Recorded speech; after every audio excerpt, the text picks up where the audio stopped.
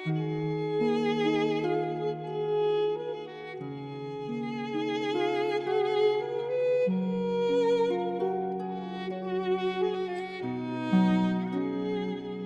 I'm starting the recording. Welcome everyone. Welcome to this class, to the How to Heal online class.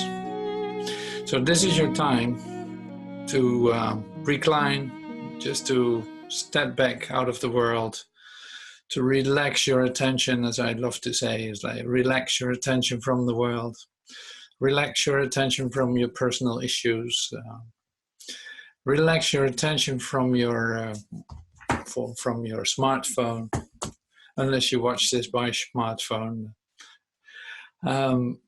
So relax your attention completely, so you can sink deeper inside yourself, just to have some quiet time. And in this quiet time, we are going to meet with the inner peace that is always there.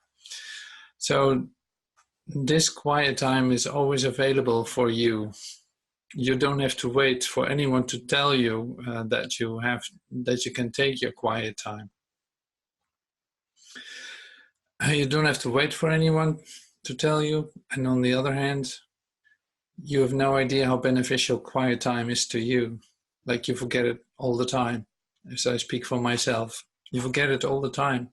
To pick up the Bible, to pick up Jill's books, or to pick up A Course in Miracles, or A Way of Mastery, or whatever you're reading to inspire you, you have no idea what effect that has to you.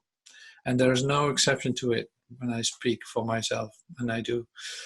It's like it's always good to pick up the book and read a line and see what it does, see what happens, and see that you make connection with a different frequency altogether. And it's like a still small voice. It is remembering you. There's more. There's more than your personal issues. There's more than this world. There's more than all the things that seem to be so distracting. So there's so much more, and we want to dive in today into, okay, what is there? What is there when I close my eyes, when I relax my attention from the world? What is there for you to experience? And we will come to the point that we actually are looking from within to the outside, instead of staying on the outside and looking within. It's like, no, you can come from inside too. Like, you can come from your withinness and take a look at the world and see what is actually occurring, and having to admit to yourself something that I will put words to in a moment. So relax. This is your quiet time. If you just started your day, or if you had a long day and you just need to sit down for a moment, this is a good time. This is a good moment to do that, to relax, to take away your concerns, like to let your concerns be converted into something useful for you. And like Joel many times says, the solution to the problems that you are facing are not on the same level as the solutions are. Like, there is no solution to your problems in the first place. The problems that you perceive are happening in a material world that you could see as not real at all. To you it is real, but it holds not any truth. You know, to you this world is very real, but it doesn't hold truth. And this is something I discovered again, like a couple of days ago. It's like, yeah, truth, truth is just one thing. Like, what appears real to you is a whole different thing. Like, this world can appear real to you, but that doesn't mean that it has anything to do with truth. So it is literally say, a revelation of your dream. The dream that you made to see that you're separate from God, or the dream that you created to see that forgiveness actually works. So you are going to awaken from this dream and see that there's something completely different, and that holds your reality, that holds your truth. That's an expression of the truth that you are.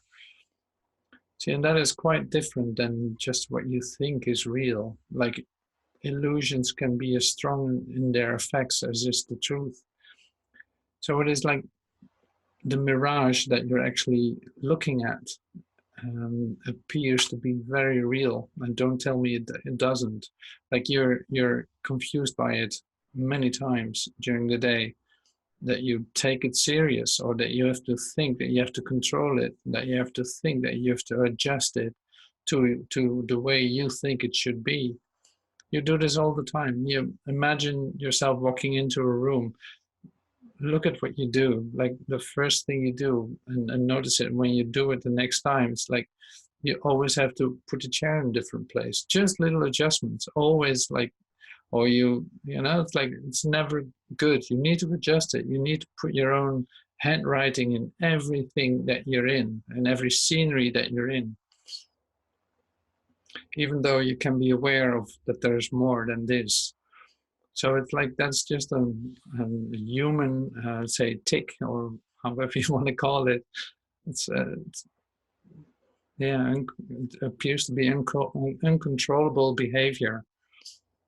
And that is actually funny. It's actually funny that you have to do this to prove that you're here and that something is happening. And that can go a long way, so that maybe you have patterns where you see that you're running into the same problems all the time, and that they make you so angry, and more and more and more, that you start to come into this pattern that you always get angry in certain situations, or you always go into a panic in certain situations. And that is, I call it substance abuse. Like, you're addicted literally to these substances that are being made by your physical appearance. Like, the adrenaline that runs through you actually get a kick out of it, and that you just have to recognize that these are patterns that you're in, and that you're repeating over and over until you learn the lesson that's actually being presented. But that will not be presented by you repeating the same story in the same way. So you will have to stand still and wait for a moment before you attack again. So you're not going to attack. You're going to do this in a different way this time. And that is the opportunity that lies before you in all the situations that you really cannot control. It's like you appear not to control. And this can manifest itself in all kinds of ways. This can be in relationships, or this can be in your money situation. This can be in your health situation. This can be in your whatever situation. You name it. You have your examples ready. I know that. So, like, all these things are helping you, in fact, in the end, to see, like, oh, that is not who I am. That is not, like, I cannot fall into the trap of repeating myself over and over, running another circle where I end up in the same place anyway. So to stand still and take a good look at what is occurring, that you're actually looking for a solution on the same level as the problem appears to be, it will never work. And so I'm going to offer you some alternatives to that today. And I will use a prayer to start with, or a meditation if you want to start with, from Joel, from the How to Heal 40-Day Meditation series. And I will use A Course in Miracles for that too. There's no peace except the peace of God.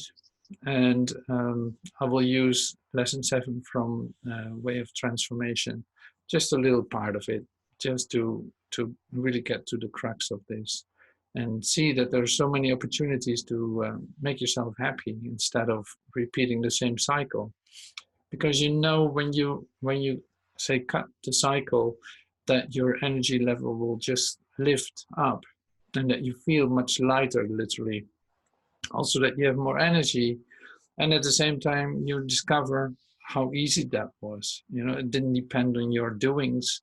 It was just a mistake that you saw it in a different way, that you saw it in the way that it had to be like that, and didn't have to be like that. There's a solution to all of it.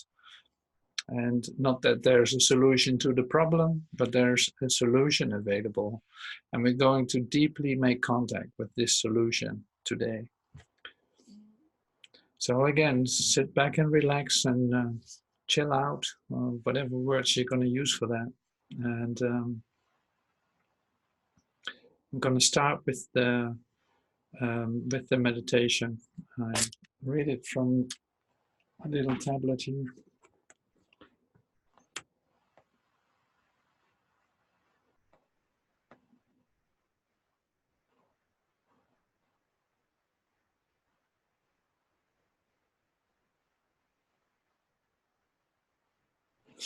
Okay, here we go.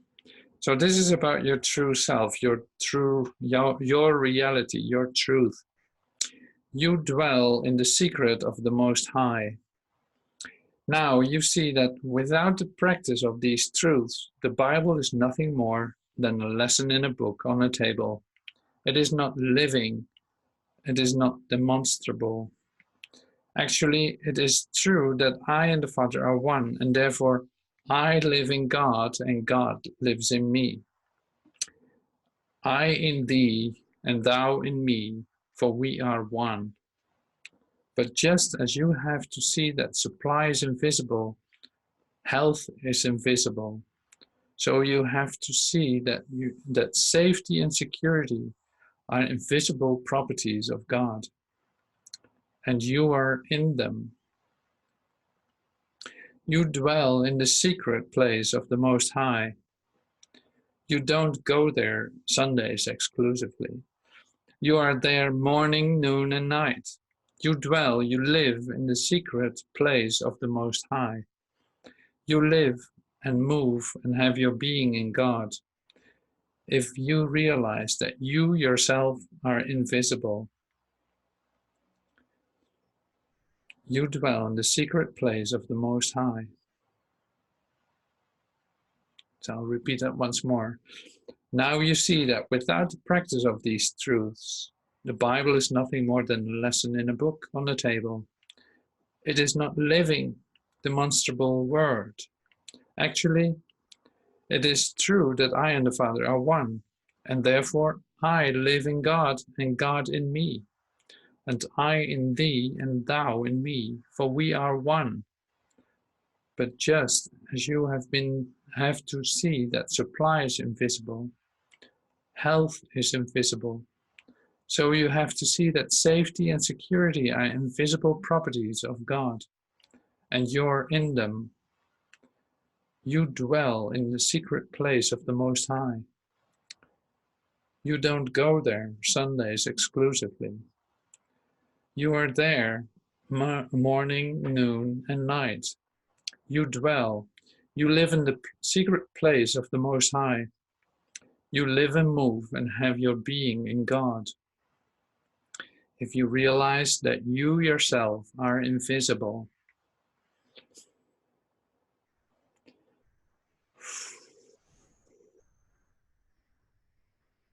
so that is so cool. That's so great, the way Jill brings that to us. It's like you are invisible. Everything that you see on the screen now is not what I am. It has nothing to do with it. Everything that you see around you has nothing to do with who you really are. It is not where you abide. You dwell in the secret place of the Most High. And that is what we call when you go within. It's like your kingdom is not of this world. Your kingdom is within. So that's where it all starts. You know, there's just no other way. So to relax your attention from the world is bringing you back to where you belong, bringing your attention back to where it belongs. And like I said, you don't need the authorization of anyone to go there. This is yours. This is your reality. This is you making contact with your true being. and disappearing into it. So that's beautiful, what Joel just said. And that is, okay, I'm going to continue with another couple of miracle principles, because we use these too as some kind of mind stretch, like a miracle mindedness training kind of pillars. So let your mind be stretched by this. Miracles make minds one in God. They depend on cooperation because the sonship is the sum of all that God created. Miracles, therefore, reflect the law of eternity and not of time. Miracles reawaken the awareness that spirit, not the body, is the altar of truth. This is the recognition that leads to the healing power of the miracle. Miracles are natural signs of forgiveness. Through miracles, you accept God's forgiveness by extending it to others.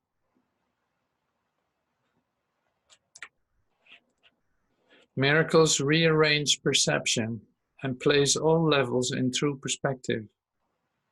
This is healing because sickness comes from confusing the levels. Okay, here's one more. Miracles enable you to heal the sick and raise the dead because you made sickness and death yourself and can therefore abolish both. You are a miracle, capable of creating in the likeness of your Creator. Everything else is your own nightmare and does not exist. Only creations of light are real. I'll repeat it once more. This is such a great one. Miracles enable you to heal the sick and raise the dead because you made sickness and death yourself and can therefore abolish both. You are a miracle, capable of creating in the likeness of your Creator.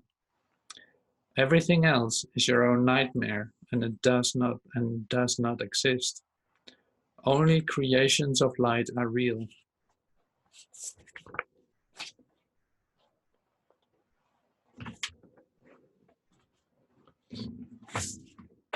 So there's nothing to add to that.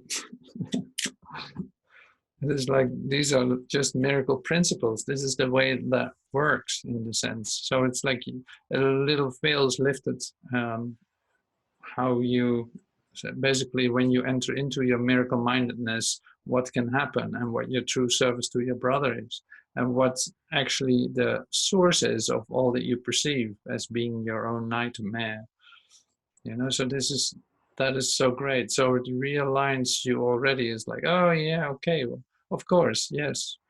Or you can resist it if you want, you know, but it is the miracle principle that is at work right now, and that is what you are, you know. So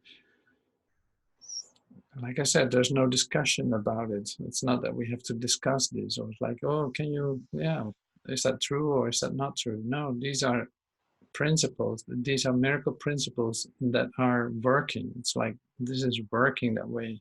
And in this way, in this dream, you can heal the sick and raise the dead in your own dream, you know, because you created literally sickness and health yourself. And that's not so easy to grasp, maybe, but it's more like you can remember that is true. And you can come to the same point that you don't know how to work with that, or how to express that, or how to utilize that to everyone's benefit.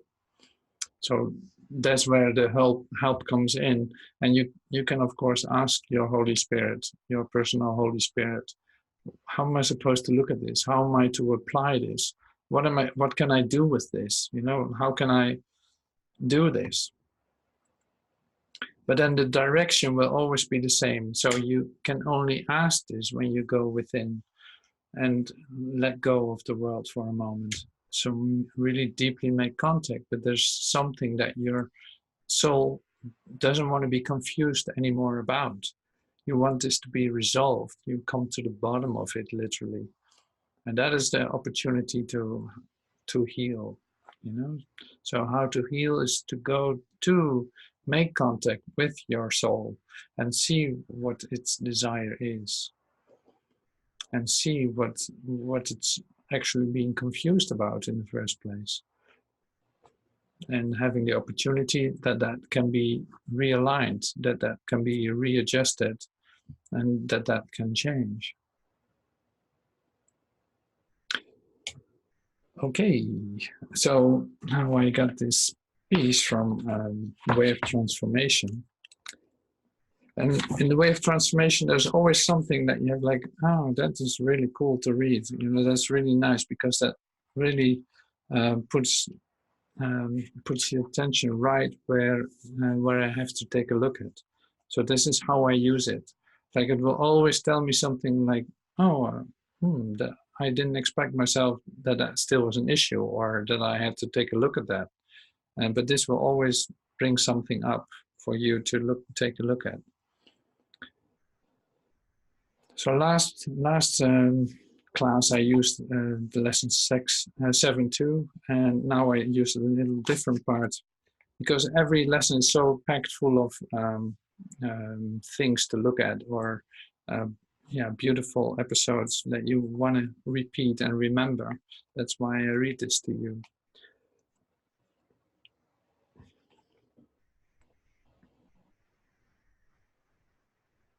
The mind that has been healed of illusion has been healed of all illusions. And while time and space seem to last, the last outpicturing of a tiny mad idea called the physical body can be given over to something else, can be transformed into a simple communication device that no longer communicates separation and judgment, but rather forgiveness and innocence.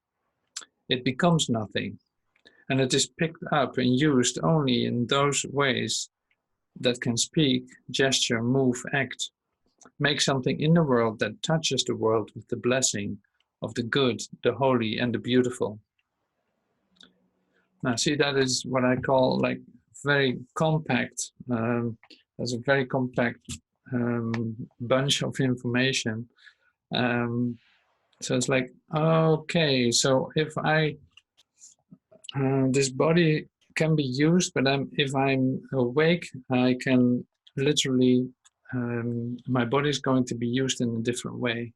It will just be picked up and used in your dream to bring the good, the holy, and the beautiful. And then that is like, that's why standing still is so important, and not running too fast, taking your quiet times, just to slow down your whole mindset, because your mind has, when you start off as a human being, your mind is restless. It goes from one thing to the other. It will pick up something here, pick up something there, just for its continuation. It has to keep itself busy. So now when the mind slows down in your awakening process, or in your transformational process, when your mind starts to slow down a little bit and becomes more spacious and has more space between the thoughts, the light can enter in, and actually you discover that there's nothing lost by not doing the things that you were used to doing. Just like I said in the beginning, these patterns that you keep running and running and running in order for you to continue what you actually don't want.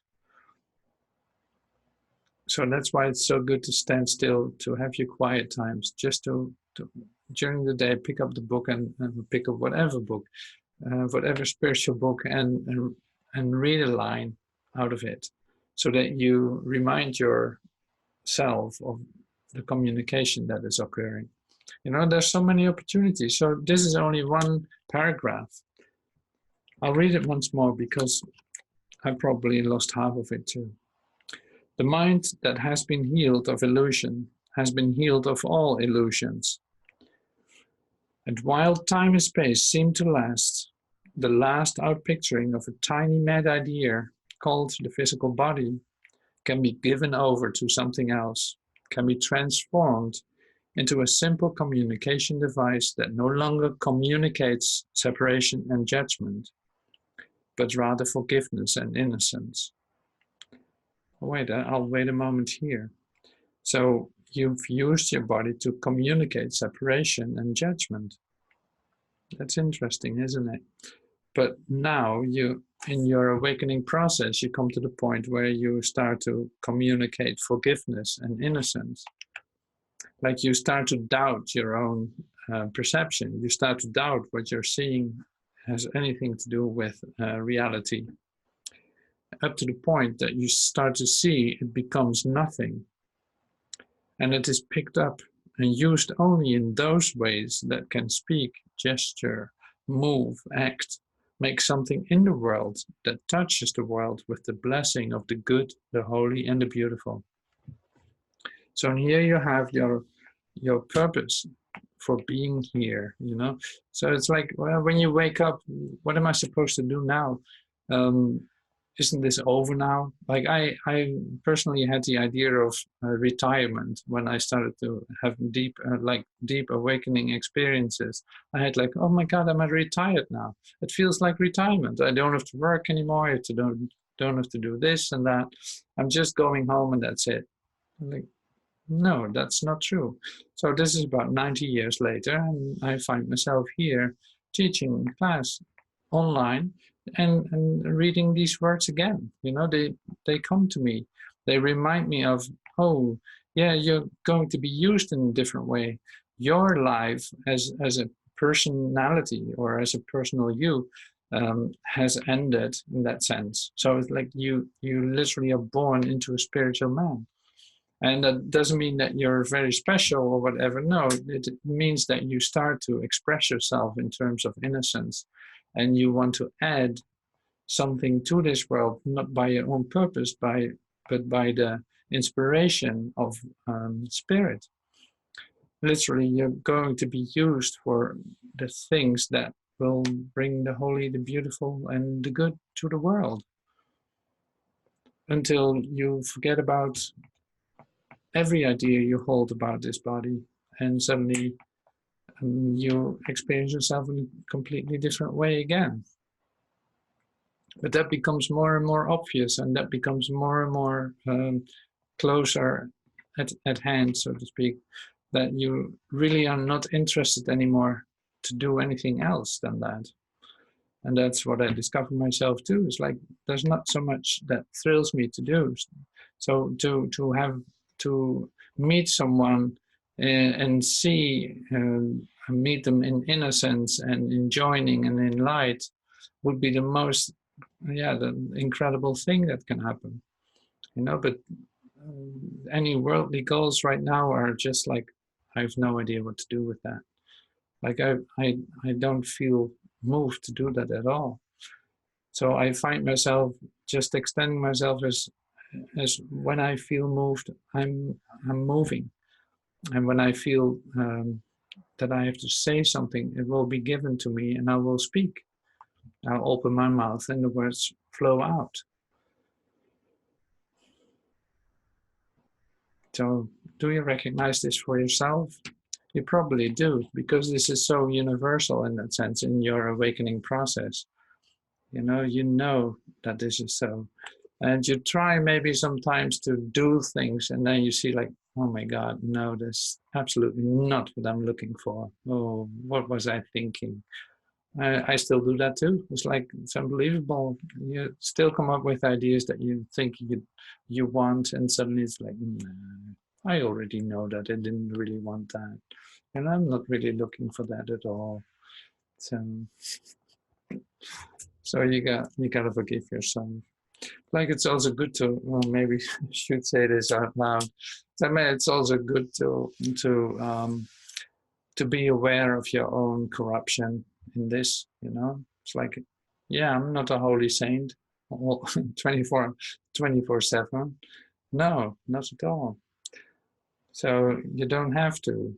It's okay to recognize your own corruption and say like, okay, well, I did something, I really didn't have to do that. And I knew it actually when I was doing it. And I got to forgive myself. but it doesn't have any juice for me at all.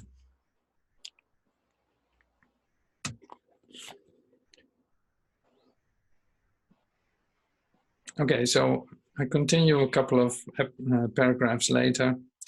The mind that is surrendered, yet walks in your world as long as the body lasts, and is often completely unrecognized by others around it, for others see a body and therefore assume there's an individual, an ego, a separated being within it as that body. You could say that body walks as an empty shell and merely waiting to be informed by the love of God. And when the love of God does not inform you or ask you to move or take action, then simply rest and do nothing. This is why the final state of awakening is incomprehensible in the language of your world, since your languages are based on the very thought of separation itself. Okay, so now we come to the point that I really want to enter into, and that is this. And I continue with one more paragraph in this, because this will be the bridge to the lesson from A Course in Miracles that I'm going to read and I want to share with you. Like, there's no peace except the peace of God. But here's just a little piece. This is why when we speak of peace, we speak of that peace which is beyond all understanding. For the peace that you can understand in the languages of your world are conditional pieces. The kind you create when two warring nations sit down with suits and ties on and forget the body counts and the destroyed villages. And they sign some document with a pen. They put on a front and smile for the picture, and they assume and teach everybody else to assume that now there is peace. Then each goes back and secretly continues to build weapons of defense against the attack sure to come from one still perceived as an enemy. Peace cannot be bargained for. It is not the result of compromise. Peace comes only when any mind surrenders unconditionally the dream of the dreamer, him or herself, so that there is only God and God's creation. Peace cannot be bargained for. It is not the result of compromise. Peace comes only when any mind surrenders unconditionally the dream of the dreamer, him or herself, so that there is only God in God's creation.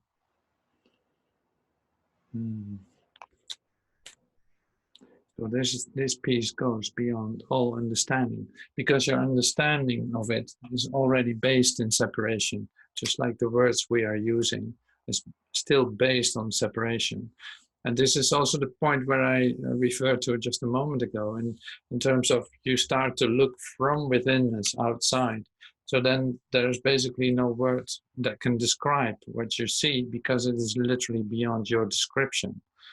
Your words fail in this. They will not express it.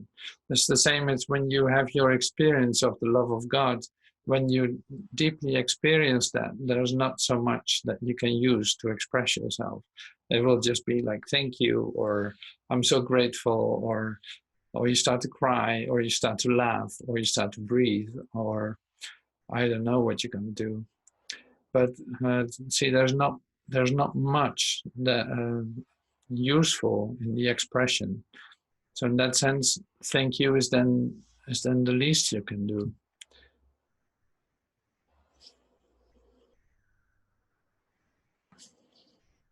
So this was being used as a bridge to the lesson.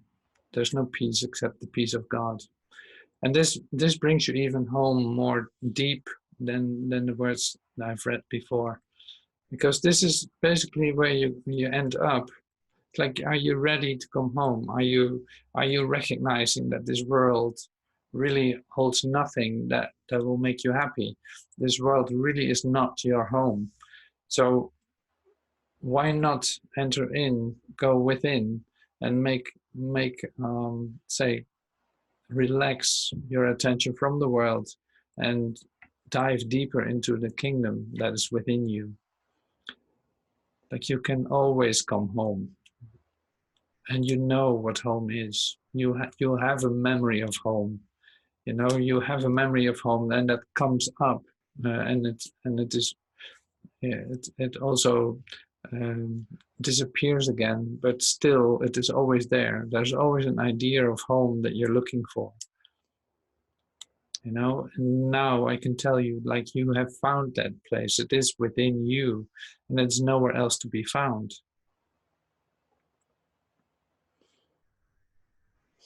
So this is also part of how to heal. It's like, yeah, how to heal is come home. Come home, rest in that peace that is beyond all comprehension, that is not expressible, not understandable, but is certainly there. That will do the healing. That will be your healing, to come home in yourself with capital S, and see that the world you made and the world that you were so attached to had nothing to do with your reality, and you actually didn't even want it. And now you start to admit that, and you start to live a different life that you can call like a life of being awake, that you're completely aware that you are the maker of this, and that there's a way to wake up out of it. Like, it's not that you stay in a dreamy kind of level in this world. Like, okay, yes, I recognize this world is not real, and that's it. It's like, no, there's more. So there's literally another dimension you can touch. Like, you can call it the fourth dimension or whatever, or the fifth dimension. Or I don't really care about how you call that, but I know the experience of it, because that is where you feel alive. That's actually where you come to life. That's actually where you know, where you come into the knowing,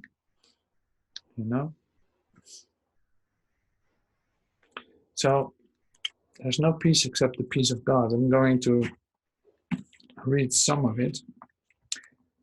So here you are. Seek you no further. You will not find peace except the peace of God. Accept this fact and save yourself the agony of yet more bitter disappointments, bleak despair, and the sense of icy hopelessness and doubt. Seek you no further. There is nothing else for you to find except the peace of God, unless you seek for misery and pain. So seek you no further. You will not find peace except the peace of God. And that has no exception. It's like, no, this is the answer to all your relationship problems. No, this is the answer to all your health problems. Or yes, this is your solution to all your financial problems. And on and on and on. Seek no further. Just connect with this peace that is beyond all understanding. This is the final point to which each one must come at last, to lay aside all hope of finding happiness where there is none, of being saved by what can only hurt, of making peace of chaos, and joy of pain, and heaven out of hell. Attempt no more to win through losing, nor to die to live. You cannot but be asking for defeat. So this is quite something, isn't it? Wow. So this is the point where you come to, when you awaken, when you discover, like, oh, yes, I don't want this any longer. I cannot stand this anymore. I don't need this anymore, literally. I don't need to look for it where it cannot be found. I'm not going to entertain myself with solutions that have no real solution. I'm not trying to find a solution to the problems that I perceive. I'm not going to find solutions for that. My only solution will be to go within and connect with the kingdom inside.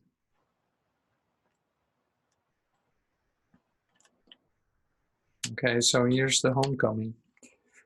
Come home, you have not found your happiness in foreign places and in alien forms that have no meaning to you, though you sought to make them meaningful.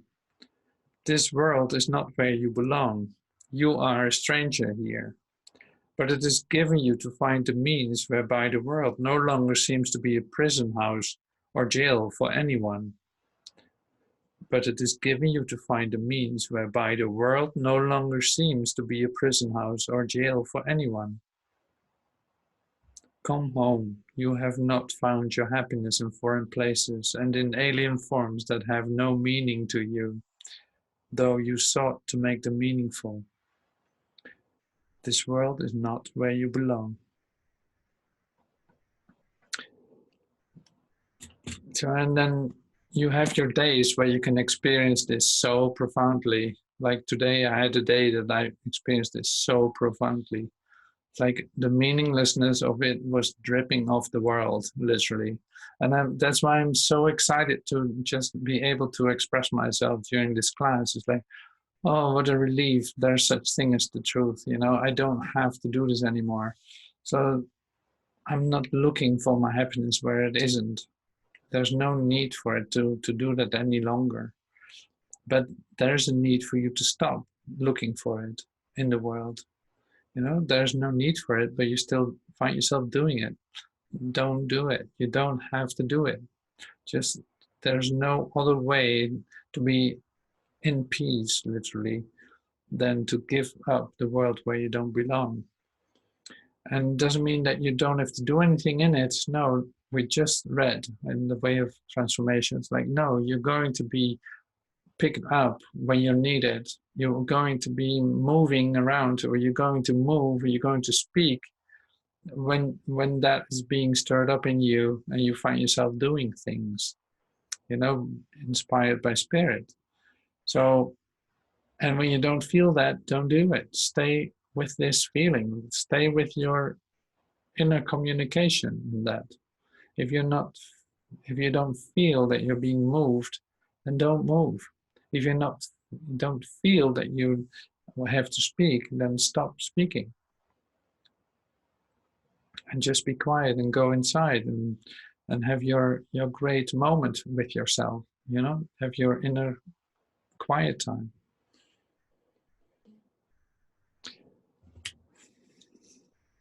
So this is what I mean. If you pick up a lesson like this, or just a bit of scripture or whatever it is, like there's so much in it that inspires you and makes it legitimate or something. It's like it offers you the opportunity literally to come home. Like, no, come here. This is the place, you know, don't look for it any further. Seek no further. Oh yes, oh my God, I found myself being distracted. Okay, here I am back in this alignment of peace, you know. Okay, now I can sink deep down into myself and feel literally when I feel moved to speak, I will speak. And if I feel moved to go somewhere or do something, it will be shown too. And for the rest, I just wait and rest. Imagine how your life would become much more quieter or much more peaceful by doing so. And you would come to life in your doings. You know, it's like the things that you do when you feel inspired to do them are so much more effective. Like they literally bring things to life. And so to take that one step further is also like when you don't feel moved to do something but you're still doing it, then you know how draining it is, how it literally sucks out all your energy. And you come home and it's like, oh God, what was this? I don't want to do this anymore. Like you have a physical response to working against your inner peace. You know, it's logical. That's even like the one of the mechanics of that. If you feel drained, you know that you do something that you didn't have to do. If you feel deeply tired or whatever, it's like, well, there was something that you didn't have to do. So like you ask too much of yourself in that sense. Take it easy with yourself. You know, just like we said the last time, take it easy, relax, take it easy. What do you think that needs to happen? You know, that's all not true. That doesn't need to happen. So you're going to be moved when you are stirred to move.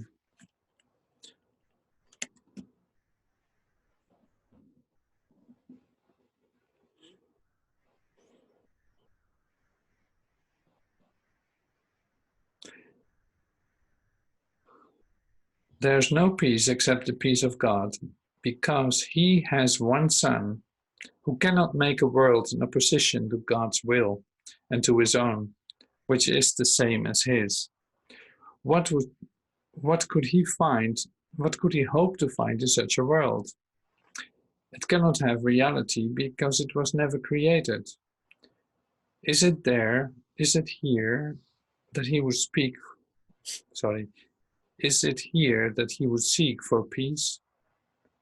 Or must he see that, as he looks on it, the world can but deceive?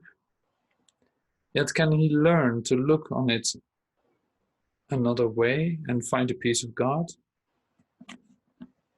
Peace is the bridge that everyone will cross to leave this world behind. But peace begins within the world perceived as different and leading from this fresh perception to the gate of heaven and beyond. Peace is the answer to conflicting goals, to senseless journeys, frantic, vain pursuits, and meaningless endeavors. Now the way is easy, sloping gently toward the bridge where freedom lies within the peace of God. Let us not, here's a little calling, let us not lose our way again today. We go to heaven and the path is straight. Only if we attempt to wander can there be delay and needless wasted time on thorny byways. God alone is sure, and he will guide your footsteps. He will guide our footsteps. He will not desert his Son in need, nor let him stray forever from his home. The Father calls, the Son will hear, and that is all there is to what appears to be a world apart from God, where bodies have reality.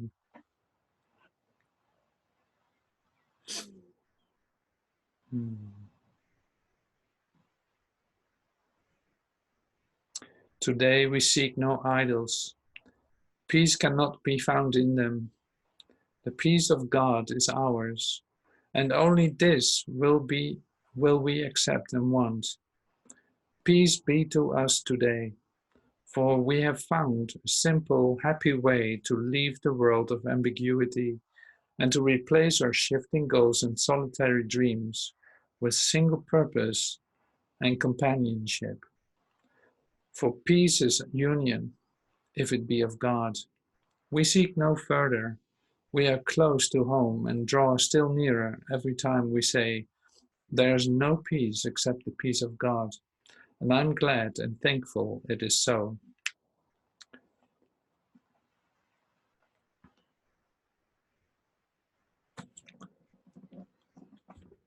Wow. There's no peace except the peace of God. And I'm happy and thankful that it is so. And I will remind myself during the day many times that this is so. Every time I feel that I'm doing something, literally, I will step back and ask for help to be reminded of what really makes me happy. So thank you so much for joining with me in this class. That's totally exciting to me. So thank you for this companionship and union that we do together, on this journey home. And take time to enter deeply into your home today. Can you hear the calling? Thank you.